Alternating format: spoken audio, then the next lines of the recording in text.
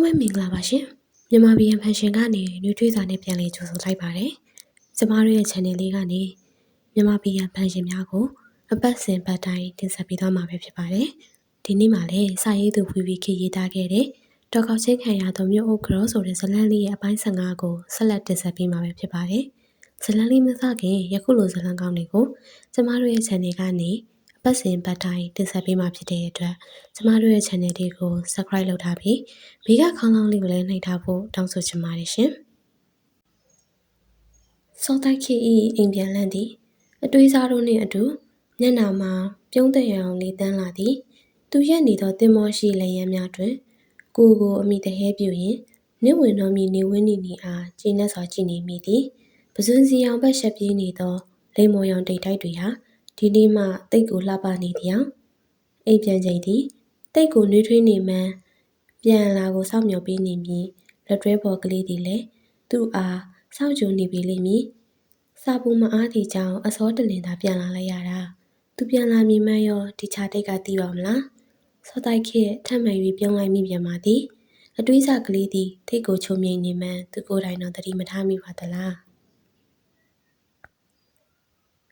ခေါင်းနောက်ဖက်စီမှထွက်ပေါ်လာသောရိုက်ချက်နှင့်အတူဦးခေါင်းတစ်ခုလုံးမူးဝေထိပြသွားလေသည်အနောက်ဘက်သို့လှည့်မြန်စွာလှည့်လိုက်ရန်ကြံသောလက်ထင်စံနားစီမှလွှဲပစ်လိုက်သောတစ်သားတုပ်ရှိကပြင်းထန်စွာမျက်နှာပေါ်ဝင်ရောက်တိုက်ခိုက်ပြန်လေသည်ဖျာကနေထွက်ကျလာသောဦးခေါင်းစီမှ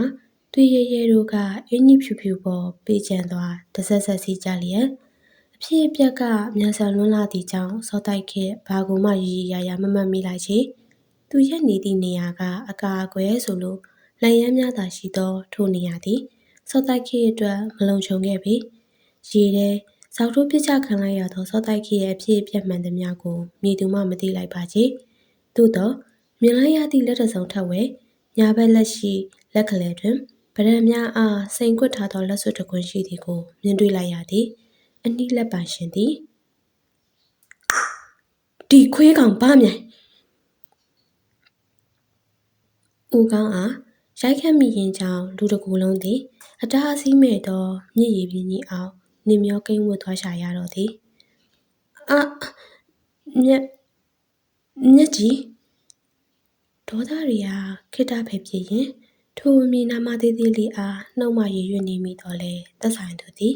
သူ့အဖြစ်အားသိပါလင်မြင်မြဝမ်းနေမိလိမ့်မလဲပြန်အလာကိုစောင့်မျှော်နေမိဇနီးတဲ့ဟာသူ့ကိုများမျှော်နေလိမ့်မလားမြန်ပြန်လာပါဟုအမှားပါလိုက်သောစကားတချို့အားတတိပြန်ဝင်လာမိတော့လူတစ်ကိုယ်လုံးဟာညစ်ကြောတဲ့တဖြည်းဖြည်းနစ်မြုပ်နေလေပြီအမလေးလူတယောက်ရေထဲပြုတ်ကျသွားပြီမိမကြီးတယောက်ဤအော်တန်သည်တင်မောတစ်ခုလုံးစီလှုပ်ရှားပင်ဖြစ်သွားလေတော့သည်ဗမြိုင်သည်အကာအကွယ်ရသောနေရာနားမှာဖြစ်နေသောကြောင့်သူ့ကိုထိုမိမကြီးဟာလုံးပင်မမြင်လိုက်ရချေသူဤသွေးစင်းနေသောလက်အားခြောက်ခြားတုံရင်စွာနောက်ပစ်လိုက်ရင်ထိုနေရာမှဥစွာပင်လျင်မြန်စွာထွက်ခွာသွားတော့သည်တိတ်မကြာမီလူများရောက်ချလာလင်သူ့အတွက်ဒုက္ခကြီးမားမားရောက်နိုင်သည့်အနေအထားမှုပင်ရေထဲပြုတ်ကျသွားသောစောတိုက်ခင်မှာရေကူးထပ်ပါတော့လဲ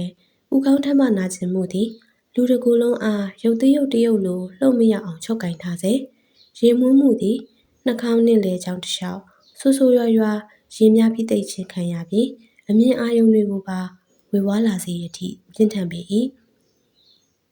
တိတ်၍မကြခင်မှာပဲပိတ်ချသွားသည့်မျက်လွှာတွေဟာတစုံတဦးအားစောင့်မျှော်တန်းတနေသည့်အရေးအယောင်တွေပါနေလေသည်တွေ့ဆုံမှုတွေကတိုတောင်းလွတ်နေဆိုရင်တော့ဒီတွေ့ဆုံမှုတွေဟာ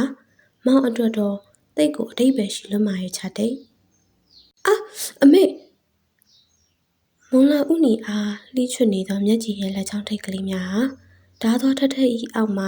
ရွှက်ကနေလှီးဖြတ်မိနေသည်လက်ညှိုးလက်ကလေးတို့ထပ်၌အစင်းရာကလေးမှာ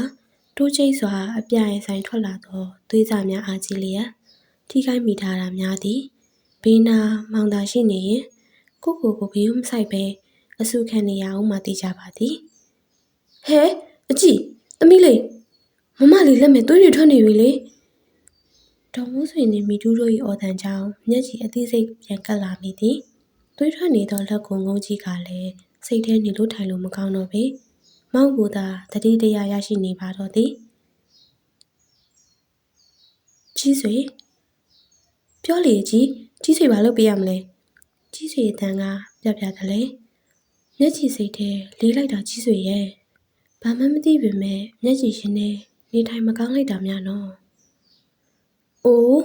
အကြည်မနဲ့စာဝဝလင်းလင်းမှမစားထားပဲနဲ့ကွယ်ခေါင်းနောက်တာနေမှာပါခဏနိုင်တက်တာသွားလိမ့်မယ်မီတူ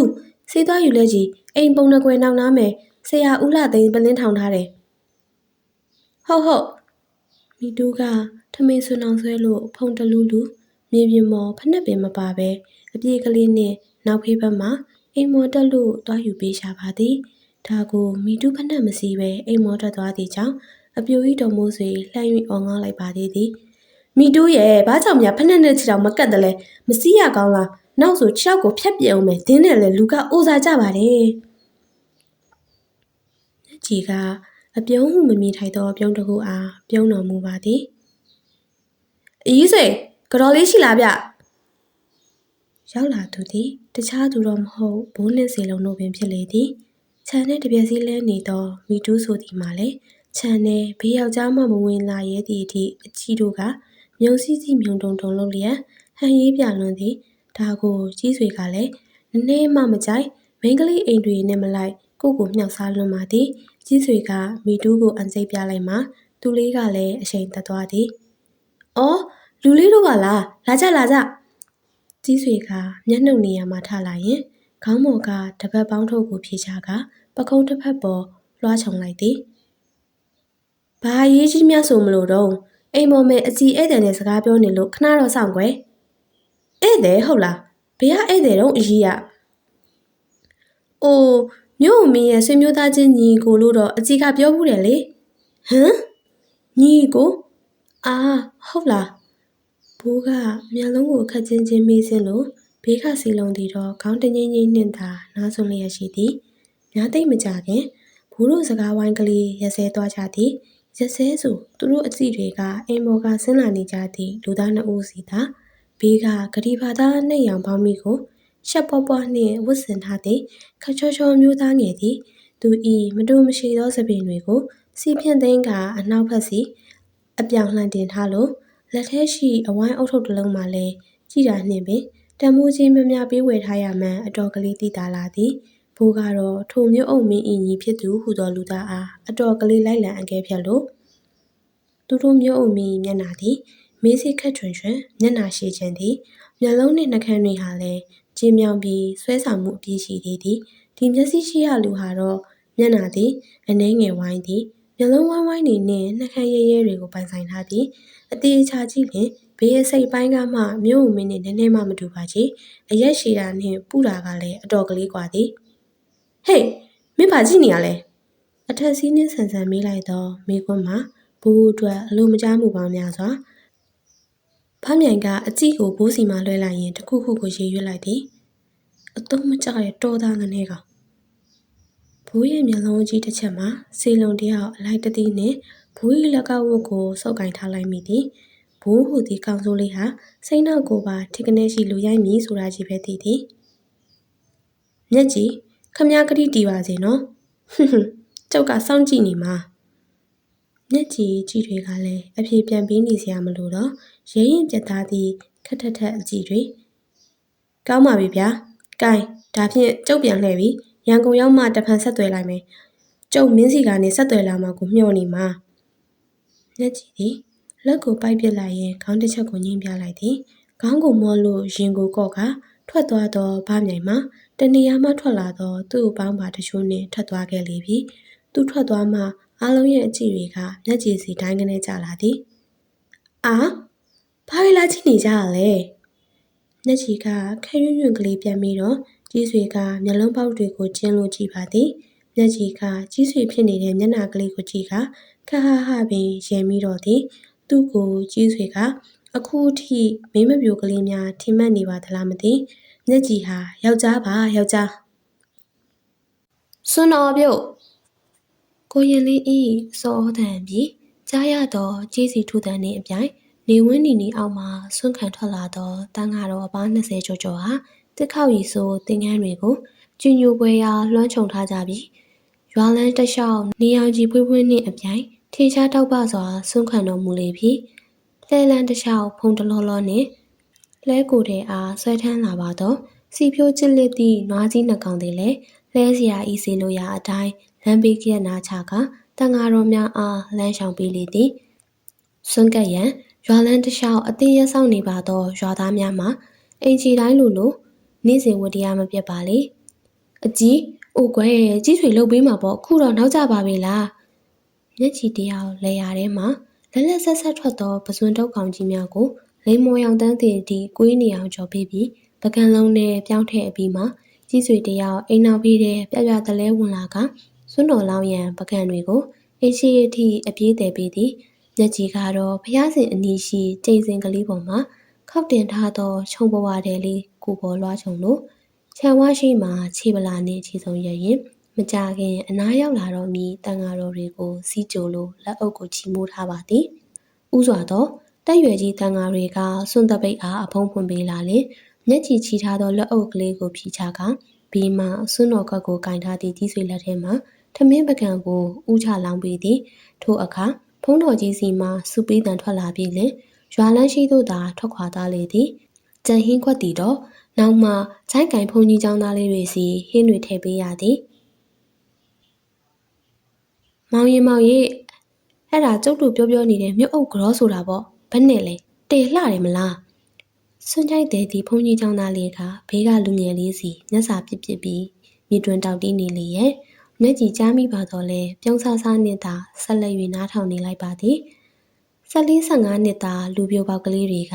ဂျာရီဝိုင်းကလေးတွေထုံးလို့ပစိုးကတောင်းဆိုင်ကလေးတွေနဲ့မင်းဖြစ်လေသည်မျက်ကြည်ဆွေးဟင်းကိုတထုငါးကြိုင်နဲ့ပြောင်းထည့်ပေးလိုက်ရင်အနိကလေးငယ်တွေကိုတစ်ချက်လှမ်းကြည့်ပြီးတော့၎င်းကလေးငယ်တွေကကိုရှိန်တက်ကမျက်နှာထားပါပြင်လိုက်ကြ၏ဆွလောင်ခြင်းပြီးမှမျက်ကြည်တယောက်ဝိုင်းနဲ့ပြန်ရန်ပြင်၏ကြီးဆွေကတော့ဥစွာပင်ဝင်နှင့်လေသည်ကြီးဆွေမြို့အုပ်မင်းကြီးရန်ကုန်တက်သွားတာမှဖြင့်ဟုတ်ပါရဲ့လားတော့ပြန်မလာတာလဲလာဝက်ကိုကျိုးလို့ဘယ်နဲ့များကိုစနီးမယားအသက်ဆက်ဆက်လေးကိုပြစ်ထားရက်တာလည်းမသိဘူးနော်အမေဒေါ်မူးဆွေကစိတ်တူတူနဲ့ပင်မိတိုးကောင်းကိုခပ်ပြင်းပြင်းခောက်ချပစ်ခါထိုးသို့ဆိုသည်ဟဲ့နလဘိန်းလုံးမလေးစကားကိုတူတူပြောစမ်းအပြုတ်ကလေးဖြစ်ပြီးစကားပြောတာက9အင်ချ10အင်ချနဲ့အဲ့လောက်လည်းမကြေပါဘူးကြီးဆွေရဲ့အပူကတိတ်ပြောအဲ့ဒါကြောင့်အပြုတ်ကြီးဖြစ်နေဟဲ့ဒီကလေးမမိဖို့ကြောင့်နဲ့အချင်းများနေကြတော့ကြီးဆွေနဲ့မိတူတို့၏အတန်ကြောင့်မျက်ကြည်တပြင်းကလေးရှိုက်မိ၏ရှိုက်ဆိုရှိုက်ချင်စရာပါပဲလေမောင်အားတိတ်၍တွေးကျင်လာပါပြီမောင်ရကုန်တက်သွားတဲ့ကိစ္စနဲ့ပတ်သက်ပြီးမျက်ကြည်စိတ်မအေးလာပြီ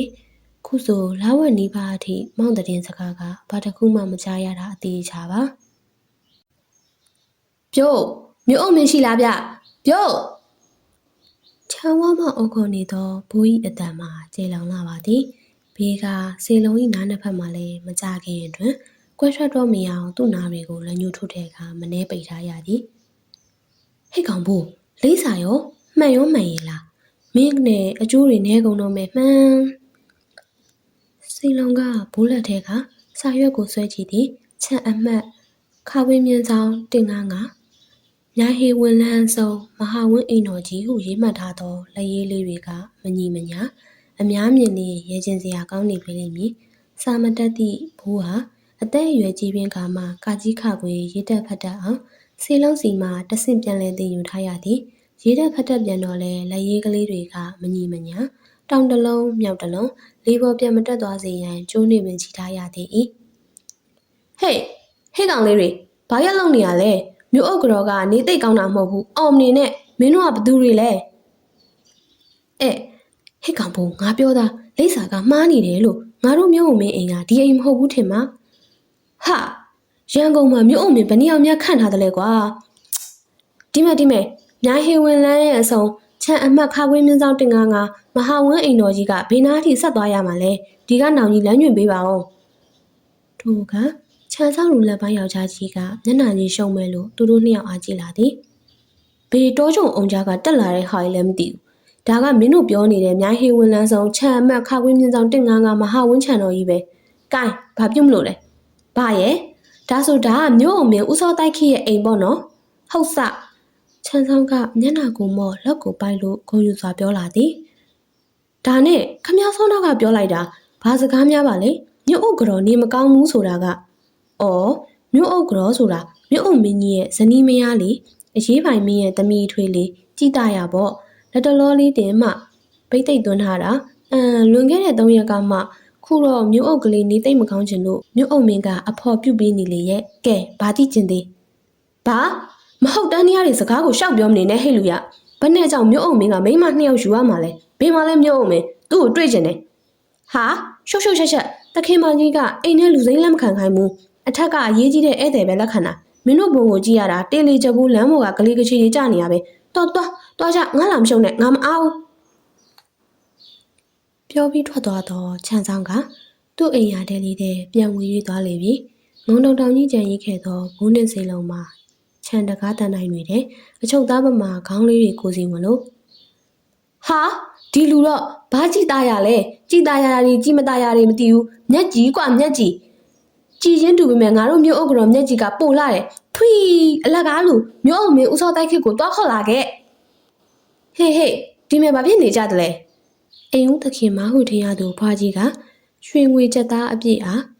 တကူလုံးနေရမလက်အောင်အပြည့်စင်ထားပြီးကြည်လင်လာသည့်မျက်နှာနှင့်မြင်သူတကားကိုရှိန်သက်စေရသည့်အသည့်ခတ်ထန်သောအလှများအားလက်ဝဲပိုင်ဆိုင်ထားလေသလားအောင်းမရသည်ဘာတောင်းဘာဖြစ်နေကြရလဲစုညံနဲ့ဟိုတခင်မကြီးဒီလူငယ်2ယောက်ကပြောမြဆိုများနဲ့မြို့အုံမင်းကိုတွေ့ကျင်တယ်ဆိုတာကြီးပဲပြောနေကြလို့ထိုအခါဒေါ်ဆုံးမြမူကမျက်ခုံးတွေကိုတွန့်ကွေးစွာကြည့်လာလေသည်မောင်ရင်တို့ကဘေးကလာတယ်လေကြည့်ရတာခရီးချမ်းနှင်လာပုံပဲဟုတ်တယ်ကျုပ်တို့ကအေယာဝတီဘက်ကအေယာဝတီသားထနှောင်းရွာမယ်နေတဲ့ကာလာသားကျော်လေးတွေရန်ကုန်မြို့ထဲလှက်ပတ်ရှာရင်တော့ကျုပ်တို့လောက်ချုံးရသူတွေ့မှာမဟုတ်ဘူးဘိုးကထိုးသူဆိုလေဘေးကစီလုံးကနေလက်မကြီးနှစ်ချောင်းထောင်ပြကထောက်ခံလေသည်အိမ်ကြီးရှင်မျိုးမင်းဤမာတာမိခင်ဒေါ်တန်းစင်ကတော့မျက်နှာကြီးအင်တင်ဖြစ်လာပြီဟိုကြည်သားရဆိုလားကြည်မသားရဆိုလားအဲ့ဒီမိန်းကလေးကမြို့အုပ်မင်းရဲ့ဇနီးဆိုဟုတ်တယ်လေအဘယ်ကိစ္စနဲ့မေးသလုံးမေးဆိုရွာမယ်ကြံရက်ခဲ့တဲ့မြို့အုပ်ကတော့မျက်ကြီးကရောပြောပါအောင်ရန်ကုန်တက်သွားတဲ့မြို့အုပ်မင်းကဘယ်နဲ့ကြောင့်နောက်မိန်းမတယောက်ခေါင်းခောက်ယူလိုက်တယ်လဲဒေါ်တန်းစင်မျက်နှာကြီးကမဲကနေအိမ်တို့ဒီအစ်စ်နှိမ်တွေလိုက်လာမယ်လို့သူမမထင်ထားခဲ့တာ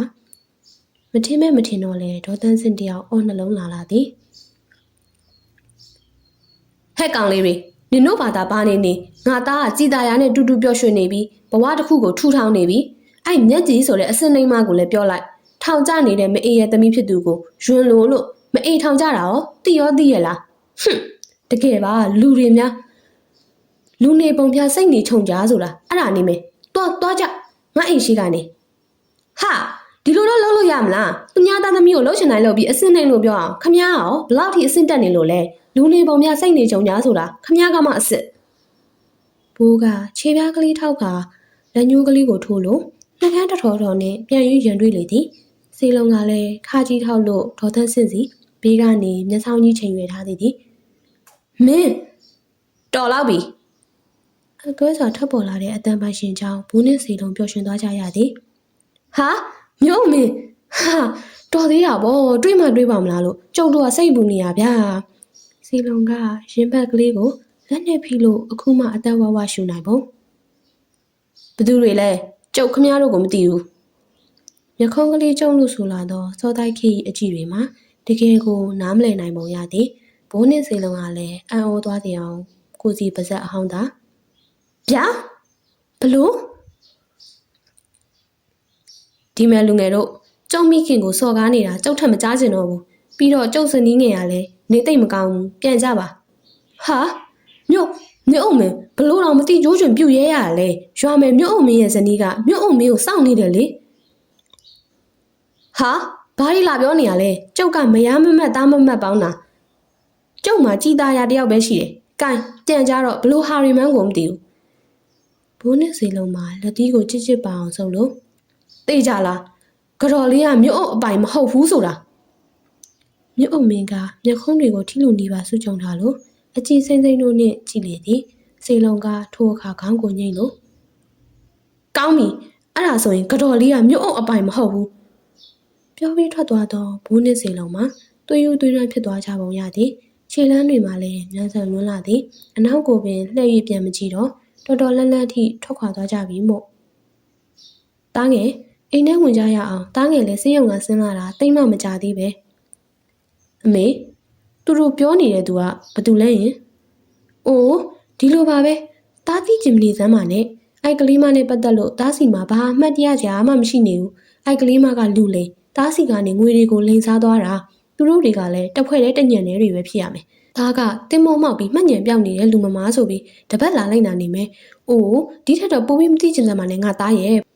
ပိုသိလို့ကောင်းတဲ့အရာတွေမှမဟုတ်တာပဲကွယ်အော်အဲ့လိုလားကျွန်တော်သိပါပြီမမေပြီးတော့သူမကိုလည်းခွမလို့ဘူးကောင်းတယ်ငါသားကောင်းတယ်ခွမလို့နဲ့အားလုံးကိုနှုတ်ဆက်ပါတယ်ရှင်တော်ကောက်ချင်းခံရသောမျိုးအုပ်ကြောဆိုတဲ့ဇလန်းလေးရဲ့အပိုင်း15ကတော့ဒီမှာပြီးဆုံးသွားပါပြီဇလန်းလေးပြီးဆုံးအောင်နားထောင်ပေးကြတဲ့တဦးတယောက်ချင်းစီတိုင်းကိုကျမတို့ရဲ့ channel ကနေကျေးဇူးထူးပဲတင်ရှိပါတယ်ယခုလိုဇလန်းကောင်းတွေကိုနောက်ရက်တွေမှာလည်းဆက်လက်တင်ဆက်ပေးမှာဖြစ်တဲ့အတွက်ဆက်လက်ဆောင်မျိုးနားထောင်ပေးကြပါအောင်ရှင်အားလုံးပဲစိတ်ချမ်းသာခြင်းကိုယ်ရင်ကျန်းမာခြင်းနဲ့ပြည့်စုံပြီးတော့ကောင်းသောညလေးကိုပိုင်ဆိုင်ကြပါစေနော်ကျမကတော့တင်ဆက်သူခိုင်သာသူပဲဖြစ်ပါတယ်